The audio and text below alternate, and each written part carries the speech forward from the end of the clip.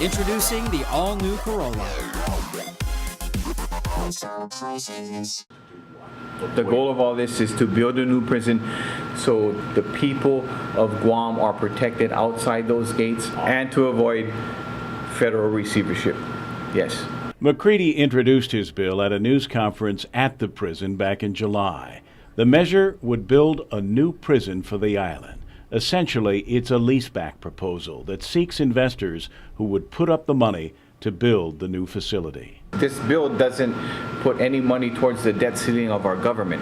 So the contractor will take the 100% liability when it comes to the finances. He'll design, finance, and build and maintain the prison for 30 years. Gov Guam, of course, would have to pay back those investors with interest, and McCready says the money to do that could come from the savings the new facility would generate through the reduction of things like overtime and eliminating the cost of paying for housing inmates at stateside prisons. We bring back those prisoners to an adequate facility that we can house these guys from the states. That's $700,000, and then we got about $2 million in overtime that we can save. So all these efficiencies, we also have a LEED certification that's in the bill for electricity and so forth and so on. So if we can bundle all this together for debt service payments, we're looking at about $5 to $6 million in savings. What this bill does is address a very serious issue at the Department of Corrections, and that is our overcrowding concerns.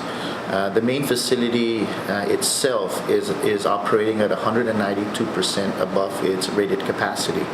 The Executive Detention Facility is also operating at above 100% its rated capacity. The legislation was developed by DOC officials with the help of GPD Captain Mark Charfaris, who has been detailed to the Department of Corrections to help resolve the long-standing problems at the island's prison. The threat of receivership is real, and Charfaris points out that the prison has been under the watchful eye of the U.S. Department of Justice since 1991. And the consent decree that resulted from that oversight requires more than just a resolution to the overcrowding problem. What this bill will do is basically address all the concerns that the consent decree since 1991 has been placed on this territory to address, and it would significantly address the overcrowding issue here at the Department of Corrections. Like McCready, Charfaris emphasizes that the goal of building a new facility is to promote correction, reduce recidivism, and improve public safety. The main mission of this department is to reduce recidivism, to basically ensure that this facility meets its mission.